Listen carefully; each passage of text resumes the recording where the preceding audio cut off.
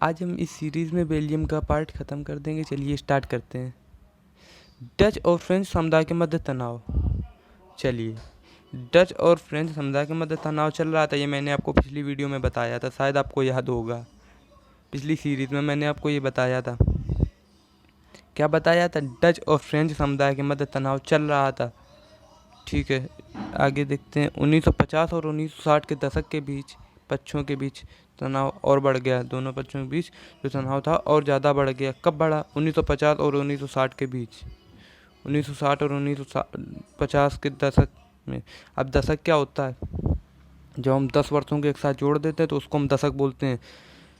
ठीक है, जैसे इधर देखिए 1950 और 1960 के दशक मतलब 1950, 1951, 1952, 1953, 1954, 1955 ऐसे कर करके 1960 तक जितने भी वर्ष आएंगे उनको जब हम जोड़ देंगे तो उसको हम लोग एक दशक बोलते हैं। ठीक है, दोनों पक्षों के बीच सामाजिक असमानता के कारण तनाव की स्थिति हुई। अब देखिए, तनाव होता किस वजह से, मैं आपको बता दूं तो भाई ऊपर से कोई सीख के तो आता नहीं है कि नहीं मुझे इनसे लड़ना है, मुझे इनसे नहीं बोलना है, अगर ये मुझसे बोलेंगे तो मैं इनको मारूंगा। ऐसा तो है नहीं, आप ही बताइए। ठीक है, किस वजह से? सामाजिक असमानता के कारण। अब भाई बताइए, डच भाषी जो थे वो बेल्जियम में कितने परसेंट थे? 59% थे। शायद आपको याद होगा, पिछली वीडियो में मैंने आपको बताया था कितने परसेंट थे। 59% थे। और जो फ्रेंच भाषी थे वो कितने परसेंट थे? 40% थे। और जो जर्मन भाषी थे वो कितने परसेंट थे? 1% थे, सबसे कम। ठीक है, तो अब जो फ्रेंच बोलने वाले थे, फ्रेंच भाषी थे, वो लोग समृद्ध और अमीर ख़ानदान से थे। तो भाई अब ये लोग अमीर ख़ानदान से, तो अब स्टैंडर्ड बनेंगे, अपना दिखाएंगे कि हम अमीर हैं। और जो डच बोलने वाले थे ये लोग गरीब थे, लेकिन इनकी जनसंख्या जो थी वो अधिक थी।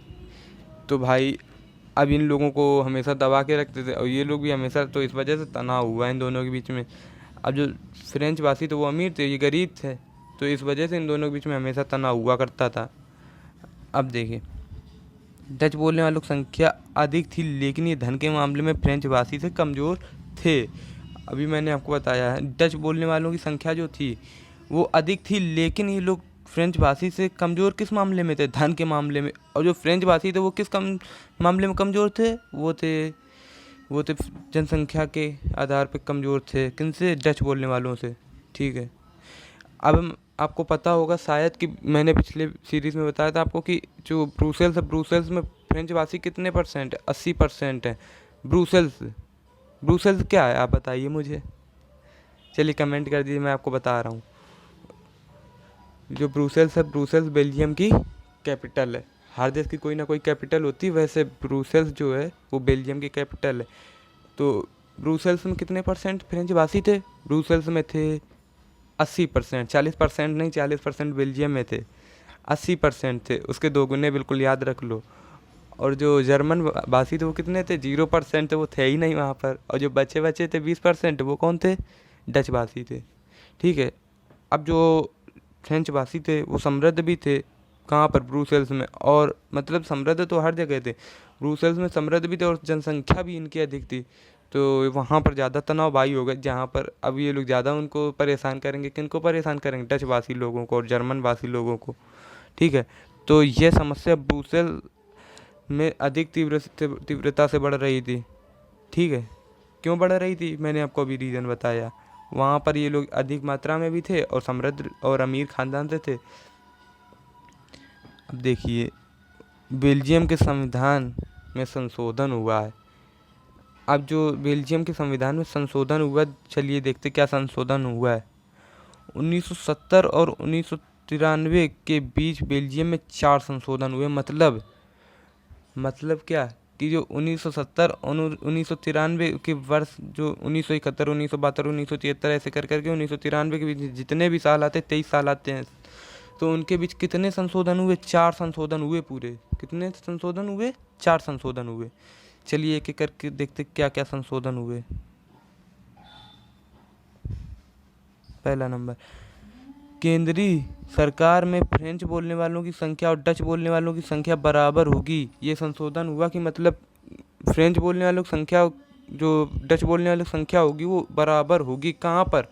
जो केंद्रीय सरकारें होंगी, अगर जो फ्रेंच वाला एक भी ज़्यादा होगा तो उसको कम किया जाएगा तुरंत। मतलब ये संविधान में लिखा है कि जो दोनों सरकारें होंगी उनमें बराबर बराबर मात्रा में मंत्री होंगे वहाँ के केंद्रीय सरकार के, ठीक है। अगर कोई निर्णय लिया जाता है, अगर जो कोई निर्णय लिया जाता है तो वह तभी मान्य होगा। कब मान्य होगा? जब दोनों पक्ष के मंत्री का बहुमत होगा। मतलब जब दोनों पक्ष के मंत्री होंगे वो दोनों लोग सहमत, दोनों पक्षों के मंत्री सहमत होंगे तभी वह मान्य होगा, नहीं तो वह मान्य नहीं होगा। कोई अगर जो एक पक्ष से सहमत नहीं है तो वह मान्य नहीं होगा। अगर जो फ्रेंच वाले बोल रहे हैं कि अगर जो ये होना चाहिए, तो अगर डच वाले नहीं बोल रहे हैं तो वो नहीं मान्य होगा। अगर जो दोनों लोग सहमत हैं तो ही मान्य होगा वो, ठीक है। अब देखिए, राज्य सरकार केंद्र सरकार के अधीन बिल्कुल नहीं होगी, ठीक है। राज्य सरकार को अपना निर्णय लेने का अधिकार है, ठीक है। केंद्रीय सरकार की कई शक्तियां राज्य सरकार को दे दी गई थीं। जो केंद्रीय सरकार की कई शक्तियां थीं वो राज्य सरकार को दे दी गई थीं, ठीक है। आगे देखते हैं और क्या संशोधन हुआ। ब्रुसेल्स में अलग सरकार है। इसमें दोनों समुदाय, फ्रेंच भाषी लोग और डच भाषी लोग ने समान प्रतिनिधित्व स्वीकार किए। ये समझ में आ गया? चलिए नेक्स्ट देखते हैं। केंद्रीय सरकार और राज्य सरकार के अलावा वहाँ तीसरी सरकार भी काम करती थी, ठीक है। कौन सी सरकार काम करती थी? जिसका नाम क्या था? समुदाय सरकार। समझ में आया? समुदाय सरकार को इंग्लिश में क्या बोलते? कम्युनिटी गवर्नमेंट, ठीक है। कम्युनिटी मीन्स होता है समुदाय, ठीक है। समुदाय सरकार का चुनाव एक भाषा वाले लोग करते थे, ठीक है। जो समुदाय सरकार थी वो केवल एक ही भाषा वाले लोग चुनते थे उनको, ठीक है। समुदाय सरकार की संस्कृति, शिक्षा और भाषा जैसे मुद्दों पर निर्णय लेने का पूर्ण अधिकार था। वाह, ये तो बहुत बढ़िया बात है। मतलब जो समुदाय सरकार थी, शिक्षा, संस्कृति और भाषा के मुद्दों पर निर्णय लेने का पूर्ण अधिकार था। किसको? समुदाय सरकार को। चलिए नेक्स्ट देखते हैं।